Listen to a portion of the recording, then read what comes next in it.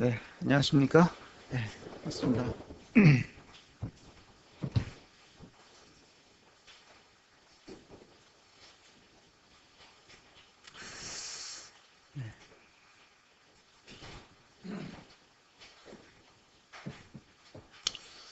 어제는 우리 최지원 형제 결혼식에 여러 성도님들이 참여해 주셔서 함께 여행하는 즐거움도 있었습니다. 참 제가 이제 모처럼 만에 주례를 하면서 신랑과 신부를 앞에 딱 세워놓고 마주 보니까 그 빛남이 얼마나 빛나는지 거울을 이렇게 반사해서 보는 것 같은 그런 느낌을 받았습니다. 우리 주님도 신부인 교회를 보고 참 아름답고 사랑스럽다고 이렇게 말씀하시는데, 교회인 신부에 대한 표현이 아주 적나라하게 나와 있는 성경이 있어요. 어느 성경일까요? 예, 그렇습니다. 아가서가 그렇습니다. 특히 아가서 4장을 보시면 내 신부는 내 신부야 하면서 표현하는 절절한 그런 내용들이 정말 감동이 됩니다. 아마 우리 최영재님께서 조금 전에 인사 말씀을 하셨지만은 사랑스러운 며느리를 얻으셔서 정말 좋아하시는 것 같고 좋으실 겁니다. 그러나 우리도 참 좋습니다. 왜냐하면 우리에게는 또 귀한 동역자 가정이 생긴다는 걸 생각하니까 너무 좋은 거예요. 그래서 이 봄철은 파종의 계절이잖아요. 어제도 이렇게 오면서 보니까 남부지방에 계속 모내기를 이렇게 하는 장면들을 볼 수가 있었습니다. 또 가을은 이렇게 거두는 계절이잖아요. 농사를 지으려면 누가 필요할까요? 농사를 짓는데 누가 필요해요? 사람이 필요합니다. 사람이 필요한데 그 사람을 뭐라고 불러요? 농부나 또는 일꾼이라고 이렇게 부르잖아요. 일꾼이 필요하잖아요. 그래서 요한복음 4장에 보면 주님이 들녘을 바라보시면서 희어져 추수할 때가 됐다.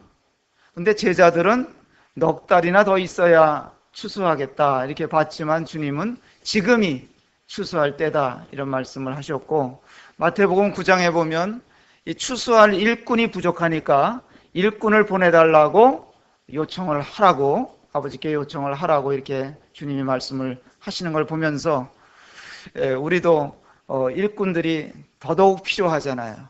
이런 때에 참 귀한 일꾼들을 많이 일으켜 주시는 주시기를 이렇게 기도하는 마음이 있습니다. 그런데 요즘에 이게 들녘에만 일꾼들이 있는 게 아니라 거리를 다니다 보니까 일꾼 되겠다고 하는 사람들이 그렇게 많아요. 아주 그냥 허리가 코가 땅에 닿도록 아주 인사를 하면서 제가 큰 일꾼이 되겠습니다. 그리고 뭐 피켓을 들고 나와서 뽑아달라고 그렇게 아주 성화를 대는데, 그래서 시간 지나면 다 끝나요. 시간 지나면 끝납니까? 허리를 굽힐 때는 정말 머슴 되겠다고 일꾼 되겠다고 하는데 당선되면 상전도 그런 상전 없지요. 그런 것 같습니다. 그래서 이제 일꾼이라는 말은 원래 좋은 의미로 받아들여지지가 않아요. 그래서 옛날에 보면은 이제 농사 좀 한다 하는 집에는 다 머슴들이 있었잖아요. 일꾼들이 있어요. 그래서 이 종이나 하인, 품팔이 하는 사람, 이런 사람들을 통칭해서 이제 일꾼이다 이렇게 부를 수가 있는 것입니다. 그런데 성경에서 말하는 일꾼은 좀 다릅니다. 예, 그래서 성경에서 말하는 일꾼이라고 할 때는 만왕의 왕이신 우리 주님을 섬기는 아주 명예로운 호칭이 되겠습니다. 그래서 사도 바울은 복음을 위해서, 예수 그리스도를 위해서 내가 일꾼 되기를 원했다. 사역자로서의 삶을 그가 원했던 것을 볼 수가 있습니다. 그래서 건축 현장에 일꾼이 필요하고 이런 들녘에 일꾼이 필요하듯이 지금 하나님의 교회를 짓는 데 있어서 하나님께서는 일꾼들을 필요로 하고 계십니다. 그런 부분을 이렇게 생각해 볼 때 오늘 골로새서 1장 말씀을 잠깐 보겠습니다. 골로새서 1장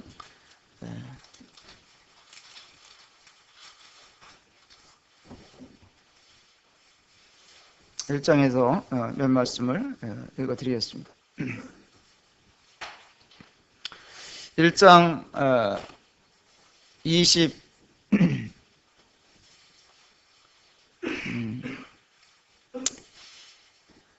21절서부터 읽어드리겠습니다.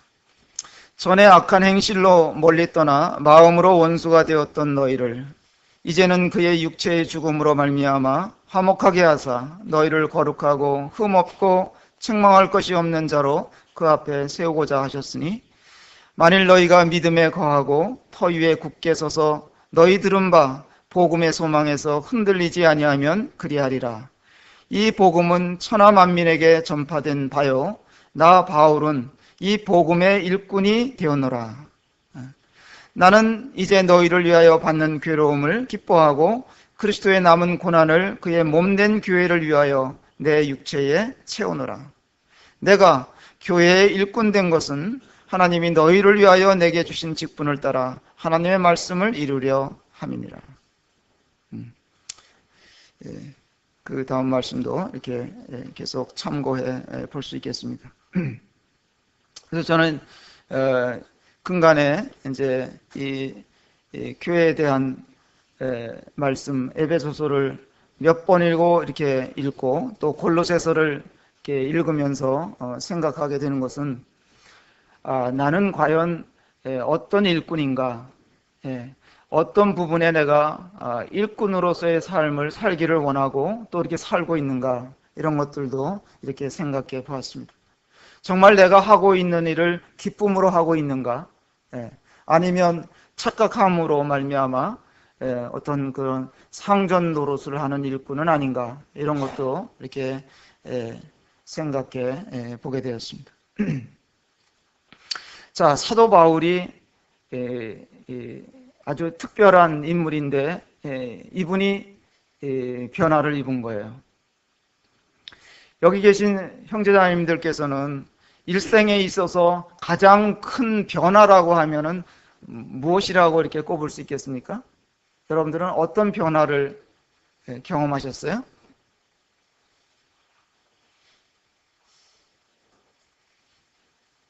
정구 형제. 주님을 주인으로 모시는 것이 네, 주님을 주인으로 모신 경험. 정말 그거보다 큰 변화는 없을 것이죠. 제가 요즘에 이제 백철현 씨라는 분을 이렇게 강대병원에 가서 이렇게 복음을 교제해 주고 있어요. 그래서 평균 일주일에 두세 번 이렇게 가려고 하는데 무슨 일이 생기면 잘 못하기도 하지만 하여간 요즘에는 꾸준히 이렇게 다니면서 복음을 전해드렸는데 이분이 마음이 열리셨어요. 그래서 지금은 이제 완화병동이라고 아주 그 암센터를 따로 지어놨어요. 강대병원에서. 그래서 아주 시설이 너무 쾌적하고 좋고 그곳으로 옮겨가면 일단 이제 통증을 완화시켜주는 이런 이제 처방들을 내려주기 때문에 고통이 감소가 되는 거예요. 암 환자들도. 그래서 참 좋은 시설이다. 강대병원에 이런 시설도 있구나 하면서 이렇게 감사한 마음이 생기고 이분이 이제 마음이 열리니까 복음을 잘 받아들이시고 또 이제 반응도 하시고 이렇게 해서 이제 감사가 되는데, 그런 변화가 일어난다는 것이 참 놀라운 거예요. 왜냐하면 이전에 이분이 어떤 분이었다는 것을 제가 부딪혀 봤기 때문에 알거든요. 정말 아주 철인같이 강한 분이었고 자존심도 강하고 누구 말도 쉽게 듣지 않고 이랬던 분이 우리의 기도 때문인가 이제 그분의 마음의 변화가 일어나기 시작을 했습니다. 그래서 이런 어떤 이제 전환점이 있다는 것, 변화가 있다는 것은 놀라운 것이죠. 세상 사람, 일반 사람들은 그들에 있어서 일생의 가장 변화가 뭐냐? 뭐 결혼하는 것이다. 뭐 내가 회사를 차린 것이다. 뭐 이런 것들을 들 수 있지만 거듭난 그리스도인들에게 있어서는 주님을 만난 것보다 큰 변화는 없는 거예요. 가장 획기적인 변화가 있었던 것인데, 이 사도 바울이야말로 그랬던 것입니다. 그래서 사도 바울은 교회의 일꾼으로 교회를 위한 고난의 사역을 그는 마다하지 않고 이제 하게 됐던 것입니다. 그러면서 자기의 목표가 있다 그랬어요. 내가 이렇게 고난을 받으면서 복음의 일꾼으로서 삶을 사는 목표는 뭐냐? 28절에 보시면, 1장 28절에 보시면, 우리가 그를 전파하여 각 사람을 권하고 모든 지혜로 각 사람을 가르치면 각 사람을 그리스도 안에서 완전한 자로 세우려 함이니. 완전한 자로 세우는 것이 이분의 목표였단 말이에요. 그래서 각처에 다니면서 사도 바울 일행들이 복음을 전했어요. 우리의 또 바람과 소원이 있다면 우리도 완전한 자로 세워지는 거예요. 완전한 자로 세워진다는 것은 그리스도에게 이르기까지 성숙해지는 것이 우리의 목표가 되는 거예요. 우리를 왜 구원하셨어요? 구원하신 목적이 있어요. 구원하신 목적은 우리를 지옥 가지 않게 하기 위한 목적은 소극적인 목적이에요. 궁극적인 적극적인 목적은 우리를 주님을 닮는 데 목표를 두신 거예요. 그래서 우리가 구원받았다고 나는 이제 됐다 이렇게 사는 게 아니라 우리는 끊임없이 주님을 만나는 그날까지 매일매일 성장해 가고 자라가고 우리가 변화돼 가야 되는 거예요. 또 변화된 우리의 생명이 또 다른 변화를 계속해서 이루어가는 것이 주님의 바람이시고 우리의 목표가 되는 것입니다. 그래서 그는 어떤 고난이 와도 복음 전하다가 핍박이 와도 그는 이러한 목표를 가지고 갔습니다. 그 사도 바울이 쓴 서신서 중에서 갈라디아서를 한번 또 잠깐 참고해 보겠습니다. 앞으로 가셔서 갈라디아서 4장에 보시면 여기다 손을 놓으시고 갈라디아서 4장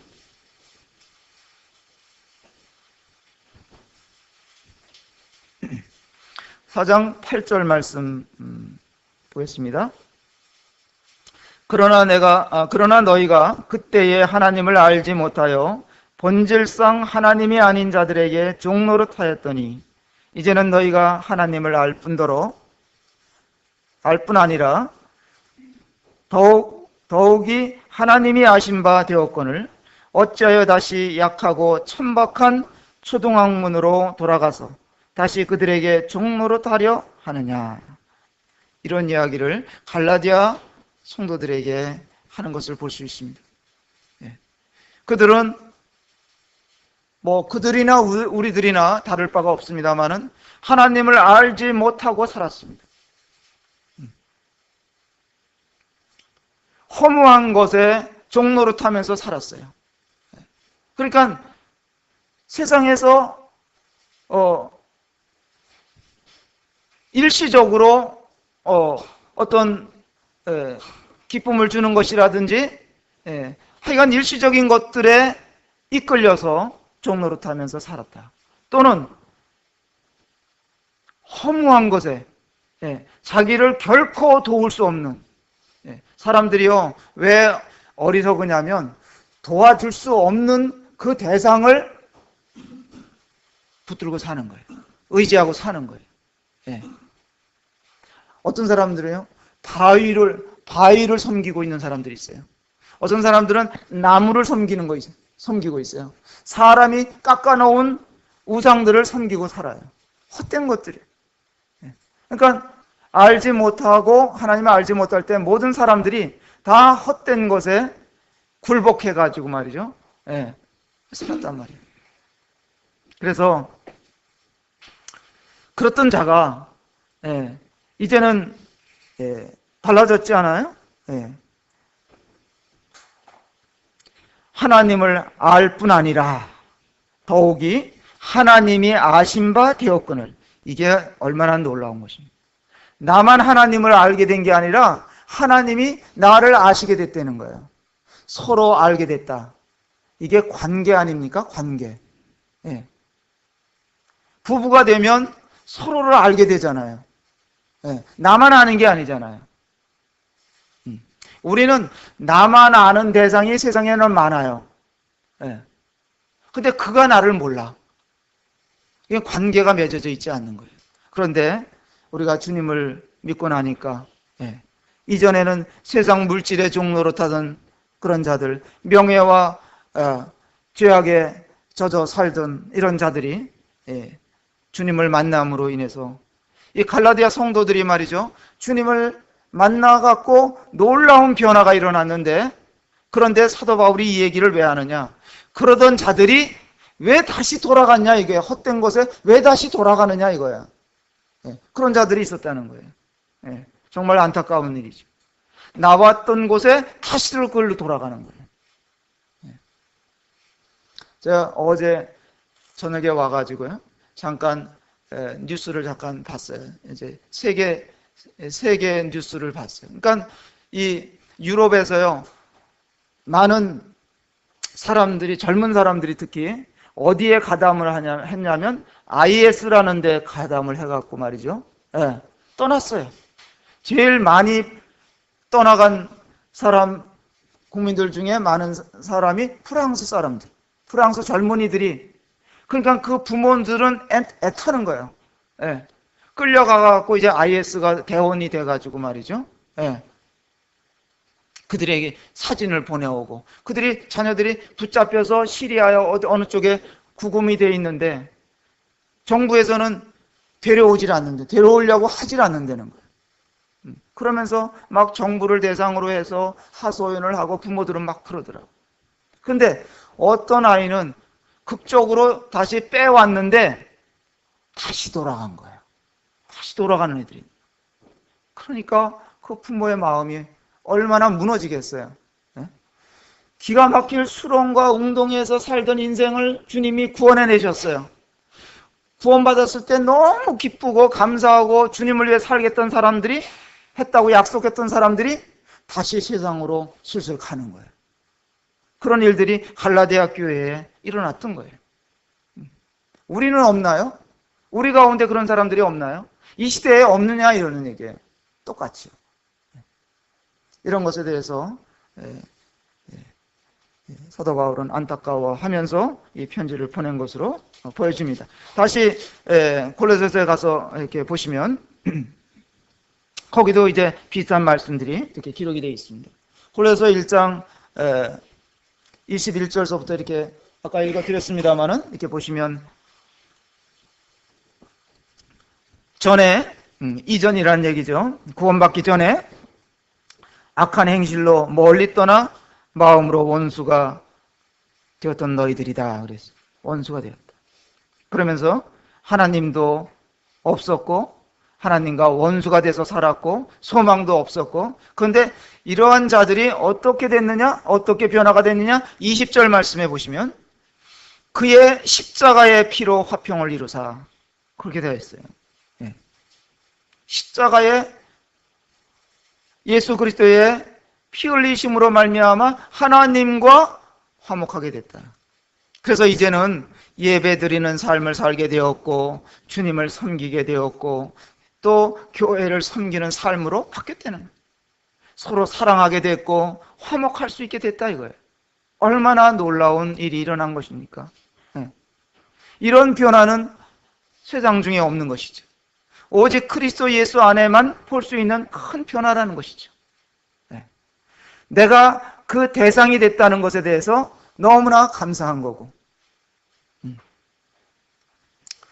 근데 이제 첫 번째로 제가 이제 생각하게 되는 것은 하나님의 계획이 너무 엄청난 계획이라는 거예요. 하나님이 계획을 세우셨는데 20절 말씀을 계속 쭉 보시면 어떤 계획을 세우셨냐?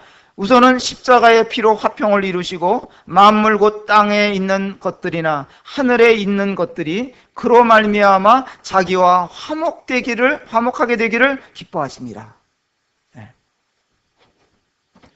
또 구체적으로 말씀을 보신다면 손을 놓으시고 에베소서 1장에도 비슷한 말씀이 있어요. 1장 10절에 보시면 뭐라고 나와 있냐면 에베소 1장 10절에 하늘에 있는 것이나 땅에 있는 것이 다 그리스도 안에서 뭐가 되게 하겠다고요? 통일되게 하겠다. 예. 통일시키는 하나님의 계획. 자, 다시 골로새서에 돌아가면 그들이 악한 행실로 멀리 떠났다 그랬어요. 예. 아담의 그릇된 선택으로 말미암아 인간이 타락했잖아요. 어둠의 길로 갔습니다. 영적으로 소경이 되었고 귀머거리가 되었어요. 이런 자들을 통일시키려고 하는 하나 되게 하시는 하나님의 계획. 이거는 모든 것들을 어우러지게 하는 통일이거든요. 그냥 단순히 남북 통일 이런 거 얘기하는 게 아니에요. 우리가 지금 남북 통일이 된다고 해서 진정한 하나가 될까요? 그 기대하기가 어려워요.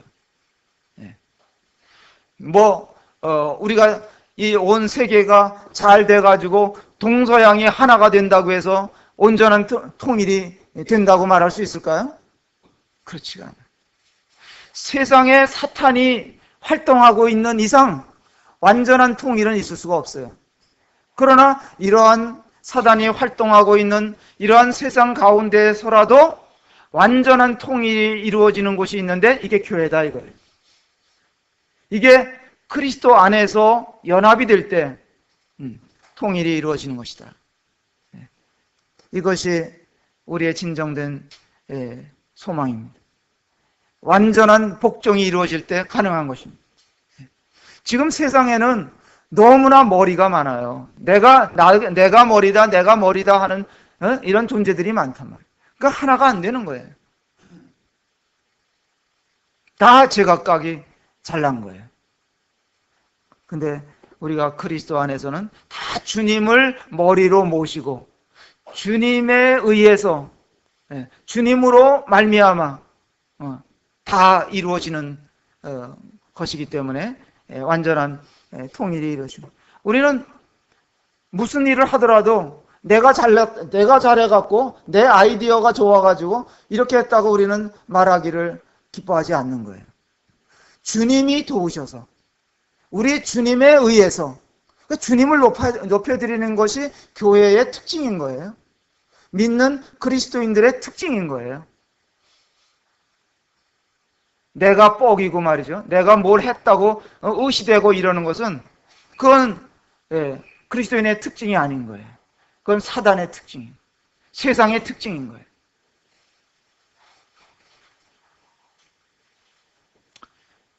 하나님께서 이런 완전한 통일을 이루는 계획을 가지고 계시다. 이게 놀라운 것이죠. 이걸 내가 알고 있었느냐는 거예요. 여러분들 알고 계셨습니까? 아마 어떤 면에서는 내가 구원을 받고 하나님의 자녀가 됐을지언정 이와 같은 하나님의 계획을 잘 모르고 살아왔을 수도 있을 수 있어요. 그러나 이제는 알게 되시는 거예요. 얼마나 감사합니다. 그 다음에 하나님의 목적이 있으세요. 아까도 말씀을 잠깐 드렸습니다만은 다시 골로새 1장 1장에 가서 보시면 몇 절에 나오냐면 22절에 보면 이제는 그의 육체의 죽음으로 말미암아 화목하게 하사, 화목하게 하시는 거, 이게 하나님의 목적이세요. 화목하게 하시고 또 거룩하고 흠이 없게 하시고 책망할 것이 없는 자로 세우시는 것이 하나님의 목적이세요. 어떻게 이게 가능하겠습니까? 21절에 보면 그 원수가 되었던 자들이라고 말씀하셨는데, 근데 우리 주 예수 그리스도가 오심으로 말미암아 이게 가능하게 됐다는 거예요. 화목이라는 게 뭐예요? 적대 관계에서 완전한 회복을 이루는 거 아닙니까? 어떻게?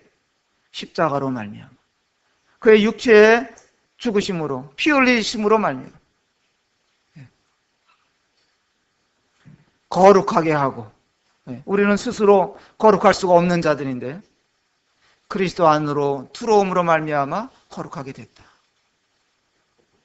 그러면 어떻게 이것이 가능하게 되느냐? 23절 말씀을 보시면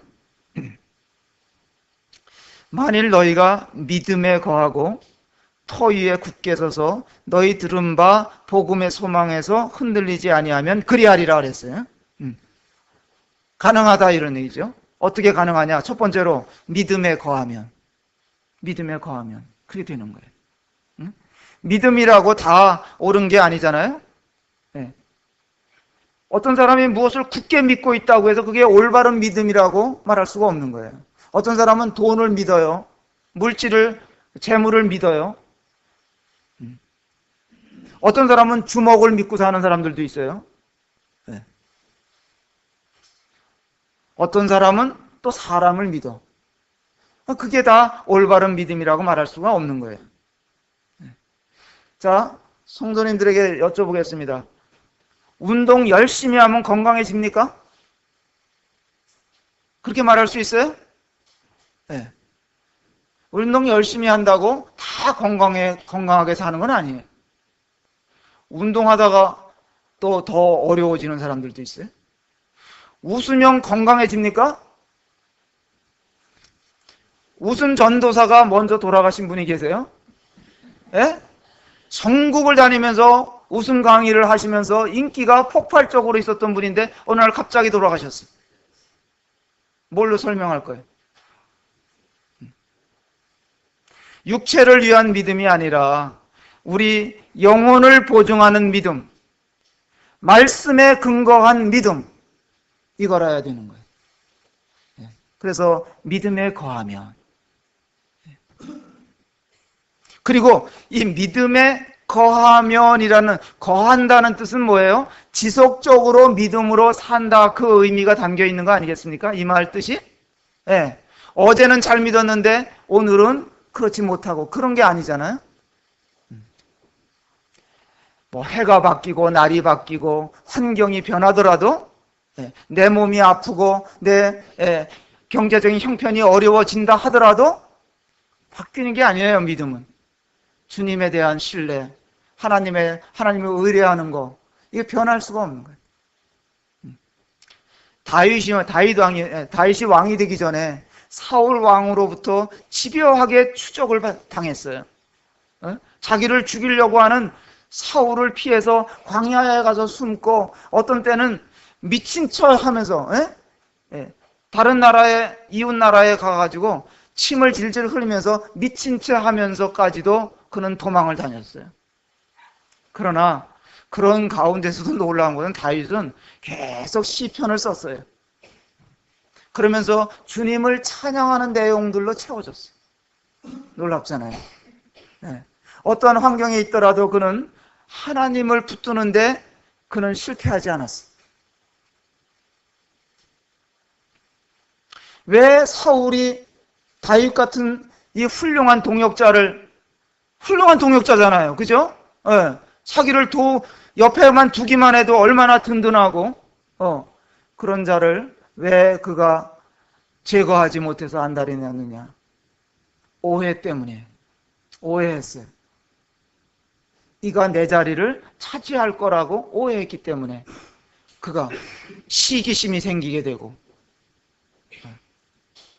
그의 전생애가 비참하게 된 거예요. 그러니까 이 사람에 대한 오해든 하나님에 대한 오해든 사람은 오해 때문에 망할 수가 있어요. 오해 때문에 자기를 매장시킬 수가 있어요. 오해하면 시기도 생기고 오해하면 엉뚱한 길로 가는 거예요.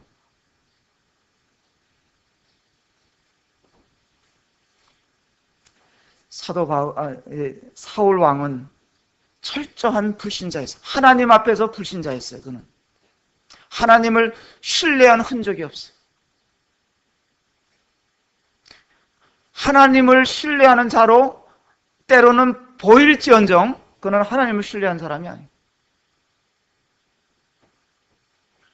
우리도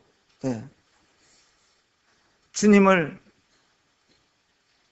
못 믿는 순간 다른 것에 빠져들고 다른 것을 붙들고 살려고 하는 그런 연약함이 있는 자들이라는 것을 생각해 보게 되고 우리들도 오해할 수도 있고 남을 시기할 수도 있고 그런데 빠질 수가 있어요.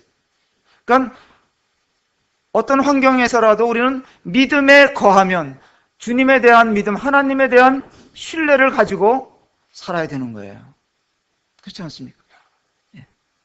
그 다음에 두 번째로 터 위에 굳게 서서 복음의 소망에서 흔들리지 아니하면 그렇게 된다는 거예요. 터는 뭡니까? 우리들의 터는 그리스도시잖아요. 이 터 위에다가 건물을 우리의 삶을 세워가는 거예요. 터가 시원치 않으면 그 건물은 온전할 수가 없죠. 그래서 건축하는 것을 보면 그 터가 시원치 않으면 건축할 때 밑에다가 굵은 그런 파이프를 박는 거예요. 깊이 시멘트 파이프를 박아가지고 그 위에다 건물을 세우는 것입니다. 자, 우리가 나무는 뿌리를 깊이 내려야만이 굳게 설 수가 있어요. 뿌리가 얕으면 바람이 오면 넘어지는 것입니다. 성도가 흔들리고 떠내려가는 이유가 어디에 있습니까? 주님 아닌 다른 것을 보고 또 일시적인 것을 붙들고 살기 때문에 사람들이 흔들리는 거예요. 복음의 소망에서 흔들리지 아니하면 그리하겠다고 말씀하셨어요. 우리는 근본적으로 잘 흔들리는 자들 아닙니까? 예배 시간에도 찬양 한 곡 불렀는데요. 거기에 보면 우리는 흔들리는 갈대와 같은 같다. 또 꺼져가는 등불과 같다 하는 찬송 가사가 있었어요. 우리는 소망이 없이 살던 자들이에요. 그런데 우리 하나님께서 나에게 손을 내밀어 주셨어요. 얼마나 고마운지. 왜 그걸 거절하는가?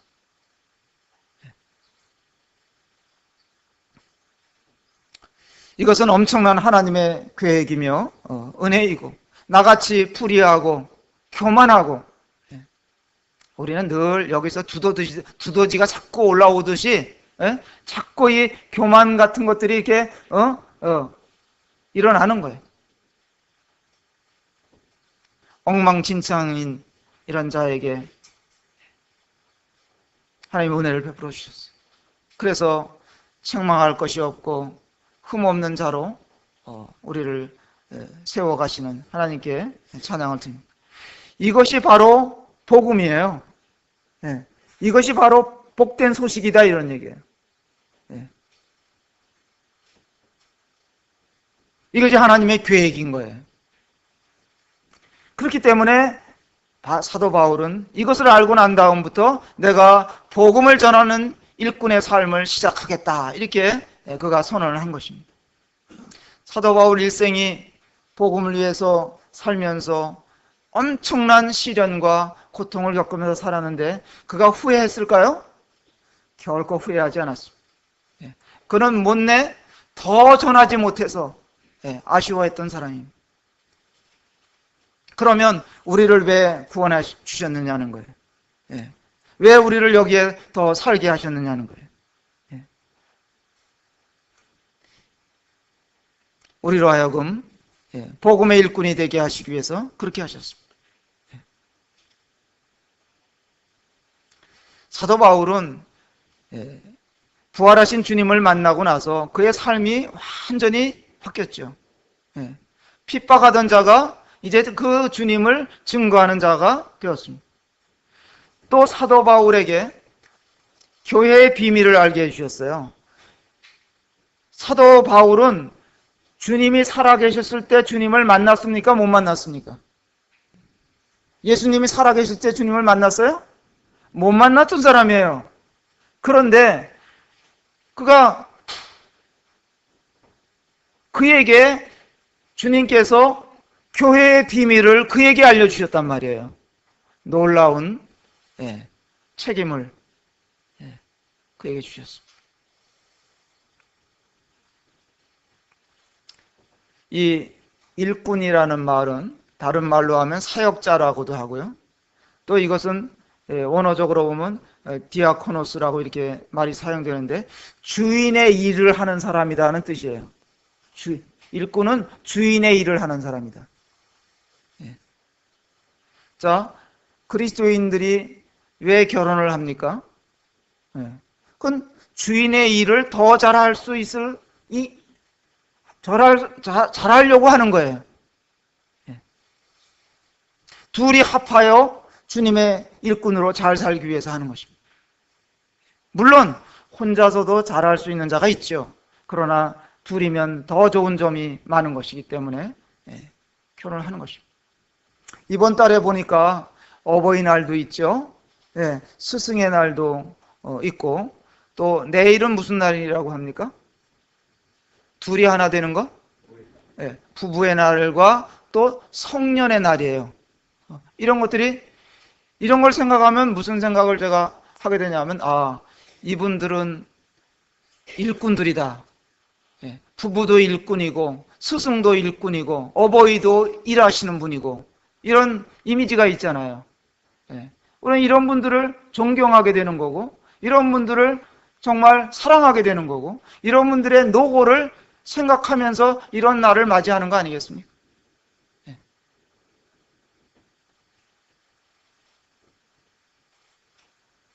자, 여러분들에게 질문을 드리겠습니다. 여러분들이 만약에 주인이시라면 어떤 일꾼을 우선으로 치겠습니까? 어떤 일꾼이었으면 좋겠습니까?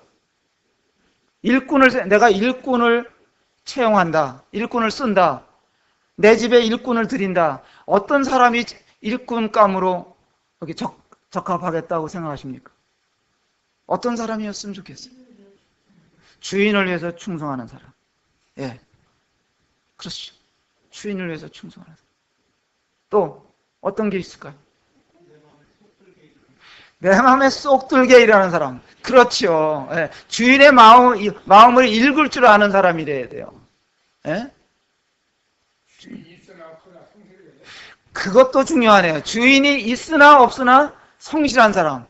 보나 안 보나. 그 말씀이 어디 있나요? 그 에베소서 6장에 한번 보시다. 에베소 6장에 보면 에베소 6장 몇 절에 나오더라요? 그게 5절에 한번 보시면 여기 일꾼이 나오잖아요. 5절에 종들아 그랬잖아요. 종들아 두려워하고 떨며 성실한 마음으로, 여기서 성실이 나오네요. 성실한 마음으로 육체의 상전에게 순종하기를 그리스도께 하듯 하라. 눈가림만 하여 사람을 기쁘게 하는 자처럼 하지 말고 그리스도의 종들처럼 마음으로 하나님의 뜻을 행하고 기쁜 마음으로 섬기기를 주께 하듯 하고 사람들에게 하듯 하지 말라. 종들에게 당부한 말씀입니다. 자, 작은 일에도 충성하는 자. 큰 일만 하려고 덤벼드는 게 아니에요. 종들은 작은 일에도 성실하게 하는 거죠. 그래서 사도 바울은 교회를 알았어요. 그렇기 때문에 교회를 위해서 어떠한 고난도 내가 감당하겠다. 이 고린도서 1장 거기에서 그렇게 고백하고 있잖아요. 예.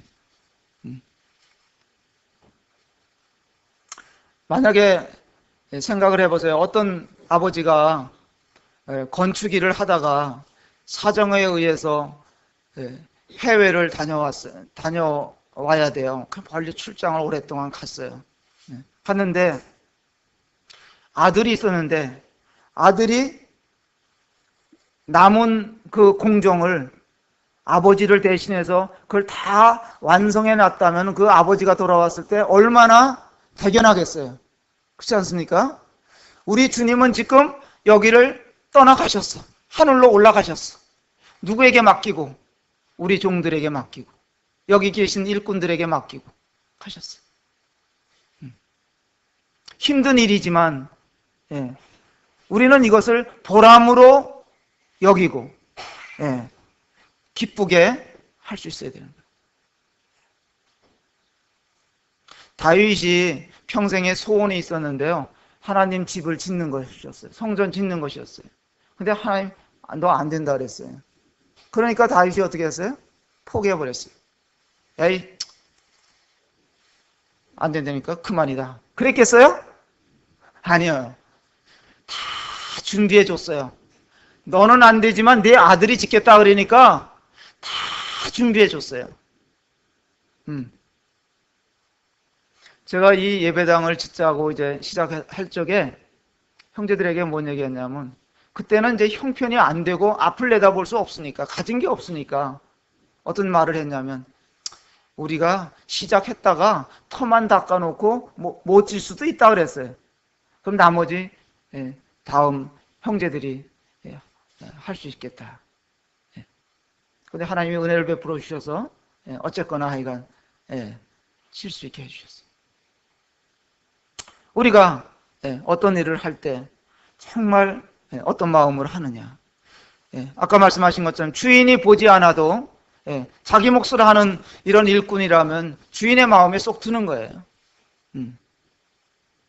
또 주인의 분부대로 주인의 마음을 알아서 그대로 하는 자는 주님의 마음에 쏙 드는 거예요. 노아처럼. 우리는 성경대로 교회를 짓는 거예요. 교회를 섬기는 것은 주님을 섬기는 것이죠. 손님처럼 그냥 사는 게 아니에요. 우리가 여기 계신 모든 형제자매님들은 내가 주인처럼 살아야 되는 거예요. 주인처럼. 일을 하더라도 주인처럼 하는 거예요. 내 일로 생각하고 하는 거예요. 내 일이라고 생각할 때, 내가 주인이라고 생각할 때 달라지잖아요. 제가 어떤 형제 부부가 왔다가 이제 한 2년 만에 떠나갔어요. 형제 보고 그랬어요. 형제는 어떻게 손님으로 왔다 그냥 가느냐? 주인으로 못 살아보고 가느냐 그랬어요. 자, 옛날에 서부 영화를 보면 서부 개척 시대에 역마차라는 게 있어요. 역마차. 말이 끌고 가는 마차가 있는데 역마차에도요 1등석이 있고 2등석이 있고 3등석이 있는 거예요. 그런데 1등석에 있는 사람들은 딱 앉아서 근데 그 표를 팔 때 이제 3등석에 타는 사람들은 조건이 있어요. 표가 값이 싸거든요. 싼데 역마차 끄는 이 마부가 가다가 뭐 볼 일이 있으면은 그걸 얼른 내려가서 따라가서 도와주고 가다가 바퀴가 만져서 수리를 하면 3등석에 있는 사람은 가서 도와줘야 되는 거예요. 그래 싸. 그 표값이. 그런데 2등석에 탄 사람은 안 도와줘도 돼. 내려서 바퀴가 한쪽 빠졌으면 구경해도 뭐라고 안 해. 1등석에 있는 사람은 어떻게 할까요? 내리지도 않아도 돼. 그 사람은 내리지도 않아도 돼. 여기 계신 형제자매님들 몇 등석 타셨어요? 몇 등석 표 구하셨어요? 다 3등석 구하신 거예요. 3등석. 그렇잖아요? 그래서 우리는 무슨 일을 하더라도 주인처럼 하는 거고, 예. 3등석에 탔는데 내가 뭐 할 거냐? 예. 기도하는 일도 하는 거예요. 같이 기도하는 거예요. 예. 바울이 일꾼이 되었다고 하는 것은 의미는 그가 성직자가 됐다 그런 의미가 아니에요. 그가 대접받는 아주 고상한 일꾼이 됐다 그 의미가 아닙니다. 1등석에 탄 자라는 것이 아닙니다. 난 뭐 이쯤 됐으면 대접을 받아야 하는 거야. 내가 당신들보다 더 낫어. 이런 게 아닙니다. 복음을 위해서라면 어떠한 일도 마다하지 않는 그런 사역자라는 의미예요. 자, 믿음은 모든 자에게 믿음이 다 있어요. 근데 그 믿음이 어떤 믿음이냐가 다른 것 뿐이죠. 깡패들도 믿음이 있어요. 깡패들 세계에도 믿음이 있어요. 졸부들에게도 다 믿음이 있는 거예요. 짐승 세계에도 믿음이 있습니다. 그냥 어떤 믿음이냐가 중요해요. 우리 완전한 자로 변화를 받아서 오직 주님만을 섬기는 복음의 일꾼으로 사는 자로 우리가 변화됐잖아요. 우리의 변화는 어떤 사람이 그런 얘기하대요. 변화가 두 가지가 있대요. 하나는 물리적인 변화가 있대요. 이 물리적인 변화라는 것은 그 성질이 변하지 않는 거래요. 예를 들어서 물을 끓이면 뭐가 돼요? 기체가 돼서 올라가는 거예요. 그게 올라가서 다시 피가 돼서 내려요. 또 물이 얼어요. 고체가 돼요. 얼음 덩어리를 녹이면 뭐가 돼요? 다시 물이 되는 거예요. 그러니까 이런 물리적인 변화는 그 성질 자체는 변하지가 않는 거예요.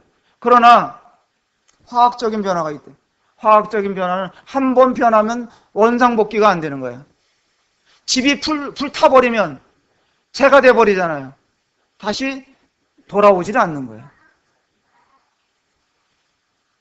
우리의 변화는 완전한 변화예요. 완전한 변화. 다시 옛날로 돌아갈 수 없는 거예요. 돌아갈 수 있다는 착각만 할 뿐이죠. 그래서 세상으로 가는 거죠.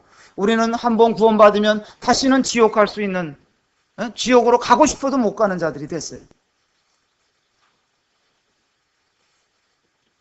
그렇기 때문에 내가 어떻게 살아야 되느냐 하는 것을 생각해 보게 되는 겁니다. 살다 보면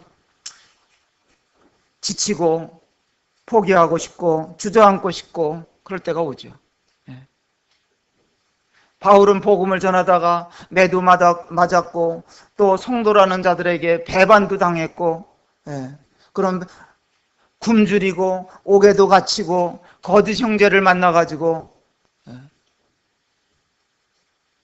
지속적으로 비난도 받고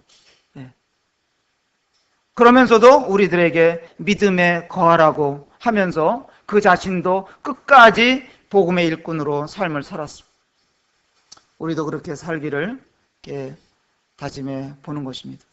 아무리 세상이 우리들에게 달라붙어도 주님을 의지하고 뿌리를 더 깊이 내리고 삽시다. 주님께로 뿌리를 내리는 거예요. 어떻게 뿌리가 내려지느냐? 원리가 있어요. 뿌리가 잘 내려가는 데는 원리가 있어요. 그것은 고난을 통해서 뿌리를 깊이 내리는 거예요. 바람이 불어주고 말이죠. 이럴 때 식물이 더 뿌리를 깊이 내리는 거예요. 기후가 온화하고 아무 일이 없으면 그 뿌리는 깊이 안 내려가요. 고난이 오고 역경이 오고 힘든 일이 생기고 비가 잘 안 내리고 그러면 그 물길을 찾아서 뿌리가 깊이 내려가는 거예요. 결과적으로 그것이 그 나무를 든든하게 세워주는 거예요. 누가 알아주든 무시하든 우리를 오해하든 우리는 그냥 3등석에 탄 것으로 만족하고 3등석에 탄 것이 오히려 우리들에게 행운이라고 생각하고 사는 거예요. 주님이 날 위해서 목숨을 주신 것이니만큼 나도 남은 삶을 주님을 위해서 몸인 교회를 위해서 나는 무익한 종입니다. 그리고 제가 이 일은 당연히 해야 하는 일입니다. 이렇게 생각하고 사시면 우리 형제자매님들에게 영광스러운 그날이 도래하게 될 때 주님으로부터 보상이 있을 것이고 주님으로부터 칭찬이 있을 것이고. 기도하겠습니다. 아버지 하나님, 주님이 가신 길을 생각해 보고 믿음의 선진들이 걸어간 길을 생각해 보게 될 때 마땅히 저희도 주님 뒤를 따라가야 되겠고 또 선진들이 간 길을 저희들이 가야 될 줄로 믿습니다. 저희들도 복음의 일꾼으로 살게 도와주시기를 원하옵고 또 무엇보다도 저희들이 완전한 자로 세워질 수 있도록 주님 역사해 주시고 저희들을 다듬어 주시고 또 이끌어 주시기를 간절히 원하옵나이다. 우리가 한 몸이 되게 해주신 것을 감사드리오며 비록 우리가 3등석 자리에 있다 할지라도 이것이 행복이라고 여기고 주인처럼 또 교회를 위해서 주님을 대신해서 이 세상에서 우리의 삶을 펼쳐갈 수 있도록 은혜를 베풀어 주옵소서. 한 주간도 주님 앞에 온전히 의탁드리오며 우리 주 예수님의 이름으로 감사하며 기도합나이다. 아멘. 맞습니다. 그럼